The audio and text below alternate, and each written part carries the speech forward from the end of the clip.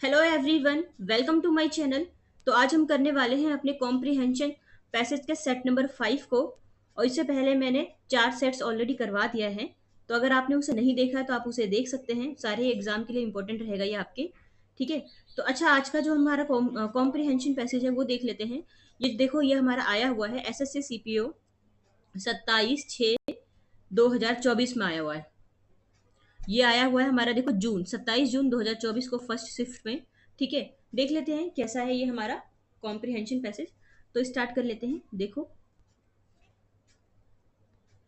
There are no ancient nations anywhere in the world, all nations are modern.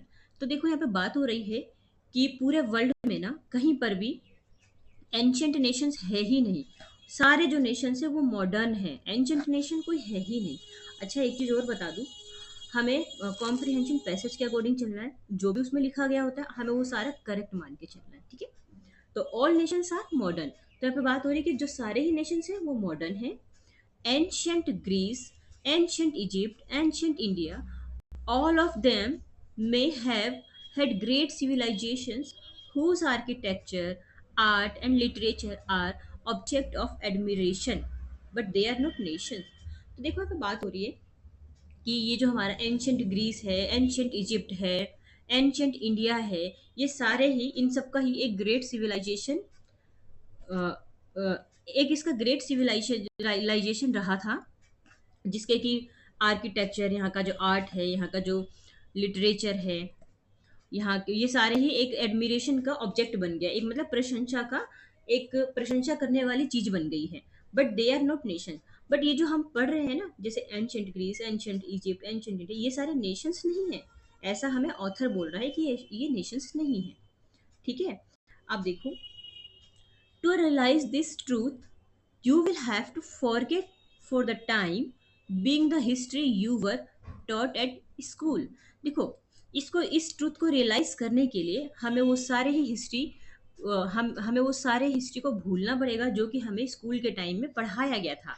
मतलब कि सीधा सीधा जो ऑथर है वो बोल रहा है कि हमारा जो नेशंस है ना, वो एंशंट नहीं है, वो क्या है, वो मॉडर्न है। और हमें जो स्कूल में हिस्ट्री वगैरह पढ़ाया गया है कि हिस्ट्री में ऐसा हुआ करता था, हिस्ट्री में वैसा हुआ करता था, हिस्ट्री में कोई राजा थे, हमारा जो, हमारी जो कंट्री थी वो इस तरह की हुआ करती थी। तो ऑथर बोल रहा है हमने जो भी हिस्ट्री पढ़ी है स्कूल में हमें उसको भूलना है, भूल जाना होगा। ठीक है। Because it is that history drilled in to your heads from the time you were children. Okay. तो देखो, यहाँ पे क्या बात हो रही है कि ये जो हिस्ट्री है हमारे दिमाग में तब डाला गया जब हम बच्चे थे। और ये क्या, यहाँ पे देखो ना, एक बहुत इंपॉर्टेंट फ्रेज आया हुआ है। इस फ्रेज को ना मैं अलग कलर से कर देती हूँ ताकि आपको ये दिखे, क्योंकि ये इंपॉर्टेंट फ्रेज है। देखो, यहाँ पे एक फ्रेज है, ड्रिल्ड इनटू योर हेड्स। ये क्या है? ईडियम। ईडियम एंड फ्रेज होता है ना। तो ये है हमारा ड्रिल्ड इनटू योर हेड्स। इसको हम कह सकते हैं ड्रिल्ड इनटू समवन्स हेड्स। तो इस वर्ड का जो मतलब होता है, इस फ्रेज का जो मतलब होता है, ये होता है कि किसी चीज को लर्न करना, उसको repeat, again and again repeat करके, उसको बार बार पढ़ के, बार बार मतलब उस चीज को जबरदस्ती दिमाग में घुसाना, चाहे वो लर्न करके हो या बार बार रिपीट करके हो, डेली प्रैक्टिस से हो। तो ये होता है ड्रिल्ड इनटू समवन्स हेड। तो हमें हिस्ट्री में यही पढ़ाया गया, हमें डेट वगैरह रटवाई गई है। ठीक है, कि ऐसा हुआ था, वो राजा था, इस ये वाला युद्ध हुआ था, ये सारी चीजें। तो हमें जो ऑथर बोल रहा है हमें भूलना पड़ेगा, क्योंकि ये सारी जो हिस्ट्री हमारे दिमाग में घुसाई गई है from the time you were children, जब हम बच्चे थे। और कॉन्स्टेंटली क्या हो रहा है कि इसको रिन्यूड किया जा रहा है। कैसे? जैसे कि कुछ नेशनल फेस्टिवल्स मनाए जा रहे हैं, उसमें हम हिस्ट्री का जिक्र करते हैं कि ये फेस्टिवल इसलिए मनाया जाता है क्योंकि हिस्ट्री में ऐसा हुआ था। हम इतने सारे सेरेमनीज मनाते हैं।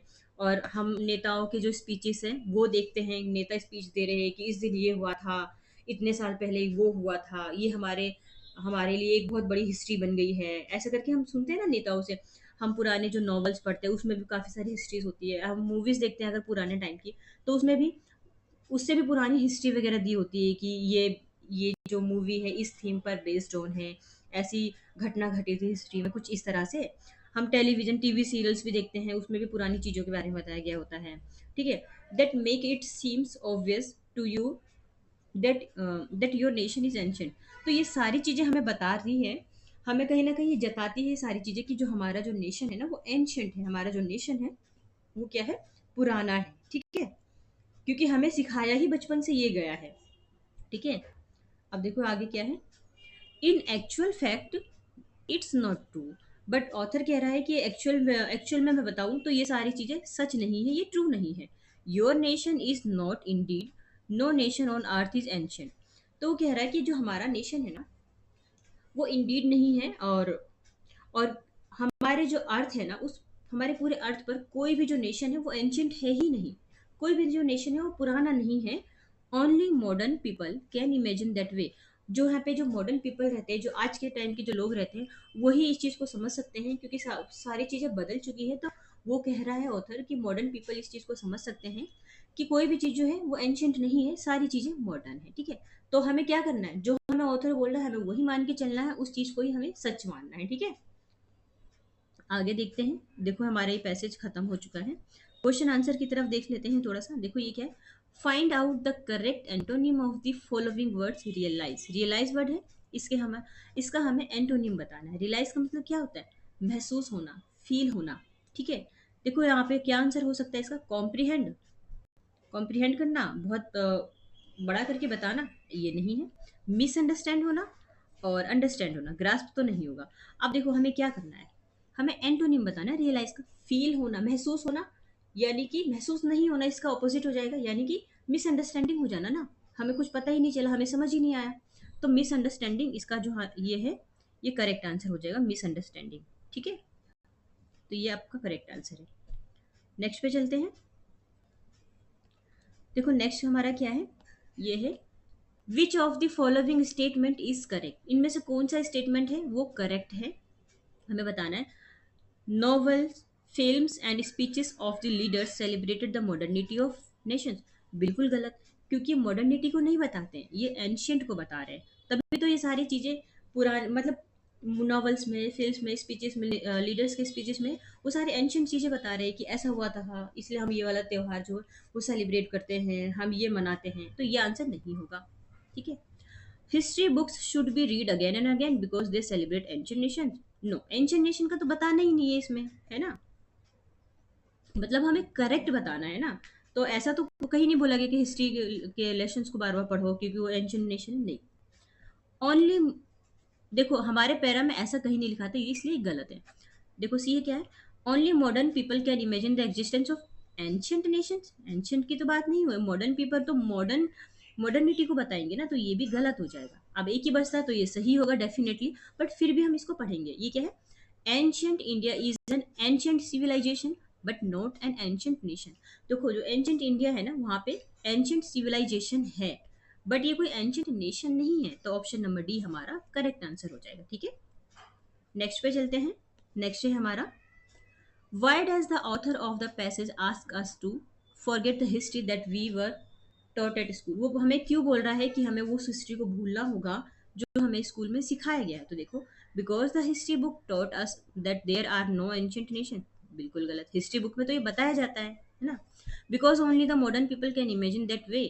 Because the history book ask us to celebrate festivals which make us believe that our nation is modern. ये भी बिल्कुल नहीं है, जो हमें बिल्कुल नहीं लग रहा उसको तो हम काट देंगे। Because the history book taught us our nation is ancient, ये सही हो जाएगा ना। यहाँ पे क्या है, because the only modern people can imagine that way, नहीं, ये हिस्ट्री के बारे में बताना है ना, जो हमें स्कूल में सिखाया जाता है।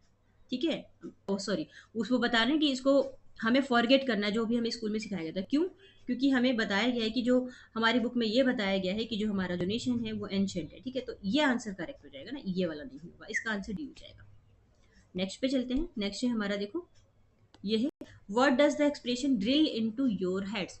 इजी है, ड्रिल इनटू योर हेड्स ये एक इडियम है। इसका मतलब होता है किसी चीज़ को लर्न करके या रिपीट करके, बार बार रिपीट करके हमें, या किसी के दिमाग में उसको ज़बरदस्ती डाल देना। ठीक है, तो क्या हो जाएगा इसका आंसर, थ्रीटन समवन, नहीं ये नहीं होगा, ये भी नहीं। Repeatedly question someone regarding a certain issue, ये तो कुछ नहीं होता। मेक समवन लर्न एंड, हाँ देखो ऑप्शन नंबर सी हमारा करेक्ट आंसर हो जाएगा। ठीक है, फोर समवन मूवी मूव, नहीं, हमारा ऑप्शन नंबर 3 जो है ना, ये दिख रहा है ना, ये करेक्ट आंसर है। ठीक है, नेक्स्ट पे चले। देखो नेक्स्ट कौन सा है हमारा, नेक्स्ट क्वेश्चन है, सिनोनिम बताना है हमें ऑब्वियस वर्ड का। ऑब्वियस वर्ड का मतलब होता है क्या वैसे, देखो मैं बता दूं, ऑब्वियस का मतलब होता है कोई भी चीज़ जो बिल्कुल क्लियर हो, या फिर इजी टू अंडरस्टैंड हो, जो बहुत इजीली समझ आ जाए। ठीक है, तो इसमें से इसका सिनोनिम हमें एक सिनोनिम बताना, मतलब कि हम कह सकते हैं इसके जो सेम मीनिंग वाला है वो बताना है। क्लियर है तो ऑप्शन में ये करेक्ट आंसर हो जाएगा। नेक्स्ट पे चलिए। अच्छा देखो, वोकेबलरी मैंने रखा है, दो ही है, ज़्यादा नहीं है। ये क्या है? Drilled into someone's head. इसका मतलब क्या होता है?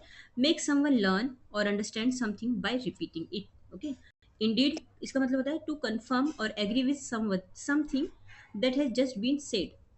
किसी चीज़ को रियलिटी में मानना, या फिर कुछ कहा गया, जो कुछ कंफर्म किया गया, उसको एक ऐसे ही एक्सेप्ट कर लेना कि हाँ ये चीज़ें ठीक है। ठीक है, तो ये दो ही है यहाँ पे, और इम्पोर्टेंट है, दोनों याद कर लेना, और ज़्यादा याद करने का है नहीं इसमें, ईजी था वोकेबलरी, और सॉरी ईजी कॉम्प्रिहेंशन था। ठीक है, तो आई होप कि आपको ये अच्छा लगा होगा। तो हम मिलेंगे अभी नेक्स्ट कॉम्प्रिहेंशन के सेट पे। ठीक है, तो थैंक यू सो मच।